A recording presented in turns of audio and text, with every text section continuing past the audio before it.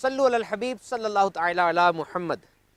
ایک یہ کتاب ہے پیپر بک اور ایک یہ کتاب ہے ای بک، دونوں میں کیا فرق ہے؟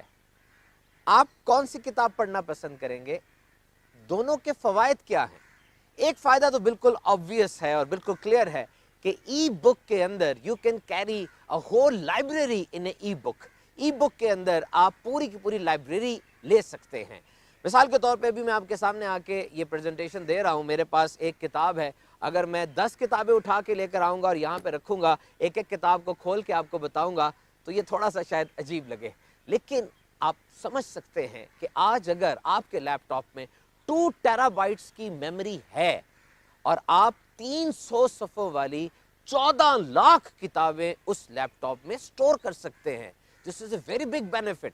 اتنی بڑی الماری ہو، اس میں آپ کتابیں ڈھونڈیں اور ٹاپک سرچ کریں، obviously that will be a tedious task، لیکن آپ ایک چھوٹا سا سرچ آپشن میں جا کے اس لائن کے اندر اپنی کتاب کے اندر جو مضمون آپ کو چاہیے وہ لکھتے ہیں اور اس مضمون کے بارے میں ساری معلومات آپ کو مل جاتی ہیں۔ It's a very big benefit۔ 1993 میں جب پہلی ای بک لکھی گئی، یعنی کمپیوٹر پہ کتاب لکھی گئی، 2 فلاپی ڈسکس کے اوپر یہ آئی تھی، لوگوں نے اس کو پسند نہیں کیا اور اس بندے کا کمپیوٹر اٹھا کے بندرگاہ پہ ساحل پر پھینک دیا اور کہا people will never read the screen, لوگ اسکرین کو کبھی بھی نہیں پڑھیں گے۔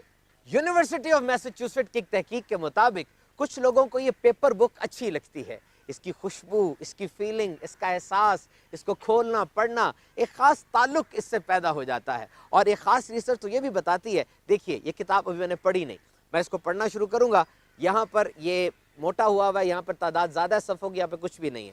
جب میں پڑھتا چلا جاؤں گا تو یہ حصہ زیادہ موٹا ہوتا جائے گا، یہ چھوٹا ہوتا جائے گا، تو یہ جو پڑھے ہوئے صفحوں کے اندر انکریز ہوتا جا رہا ہے وہ مجھے سیٹسفائی کرے گا کہ واقعی میں نے اتنی زیادہ ریڈنگ کر لی ہے۔ So this is very important that you love the book. اور اگر ہم موبائل پر یا کسی اور ای ریڈر کے اوپر پڑھتے ہیں، کتاب تو پڑھی جا سکتی ہے، جس طرح میں نے بھی آپ کو بتایا 14 لاکھ کتابیں آ سکتی ہیں، لیکن اس میں ایک مسئلہ تو ہوتا ہے، وہ یہ کہ کتاب پڑھتے پڑھتے اگر کوئی فیس بک نوٹیفیکیشن آ گیا، کوئی میسج آ گیا تو کتاب کو چھوڑ کے بندہ کسی اور ہی لائن پہ چل پڑتا ہے۔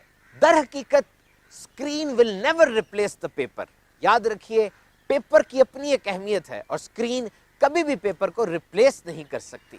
Actually, industry is not in decline. It is in the process of transition. This is no battle to win or lose. یہ کوئی جنگ نہیں ہو رہی کہ پیپر جیتے گا یا کمپیوٹر جیتے گا، یہ تو ایک ٹرانزیشن ہے۔ پہلے جوتیاں ہاتھوں سے گانٹھی جاتی تھیں، ہاتھوں میں سوئی اور دھاگا لے کے ان کو بنایا جاتا تھا، اب جدید مشینیں آ گئیں تو کیا ہوا؟ یعنی جدید مشین آ جانے سے فائدہ ہوا یا نقصان ہوا؟ بلا شبہ فائدہ ہوا۔ اسی طریقے سے ای ریڈنگ کے ذریعے یقیناً زیادہ فائدہ ہوتا ہے، اور کئی ملکوں میں تو تحقیق یہ بھی کہتی ہے کہ اگر 10 لوگ نکالے جائیں ان میں سے 4 اس وقت ای ریڈنگ پر ہیں اور 6 ہیں وہ کتاب کو یعنی ہارڈ کاپی کو، پیپر بک کو پریفر کرتے ہیں۔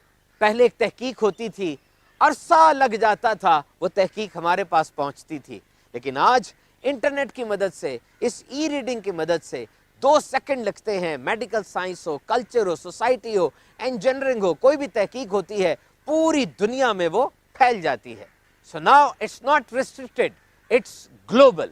دعوت اسلامی کی ویب سائٹ www.dawatislami.net، الحمدللہ اس میں آپ کو بہت بڑی بک لائبریری مل جائے گی، اور دعوت اسلامی آپ کو دونوں فیسلٹیز دیتی ہے۔ ہمارے پاس پیپر بک بھی ہے اور ای ریڈنگ کے لیے یہ کتابیں ساری آپ کو انشاءاللہ دعوت اسلامی کی ویب سائٹ پر اویلیبل ہوں گی۔ کتاب سے رشتہ نہ توڑیے، because readers are the leaders.